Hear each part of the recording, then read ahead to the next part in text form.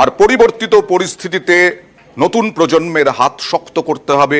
গতকালই তিনি মুক্তি পেয়েছেন জেল থেকে। খালেদা জিয়া অসুস্থ অবস্থায় আজকে তিনি বার্তা দিলেন, কি দেখুন। দীর্ঘ আন্দোলন সংগ্রাম ও ত্যাগের মধ্য দিয়ে আমরা ফ্যাসিবাদী অবৈধ সরকারের কাছ থেকে মুক্তি পেয়েছি। দীর্ঘদিনের নজিরবিহীন দুর্নীতি, গণতন্ত্রের ধ্বংসের স্তূপের মধ্য থেকে আমাদের নির্মাণ করতে হবে এক সমৃদ্ধ বাংলাদেশ।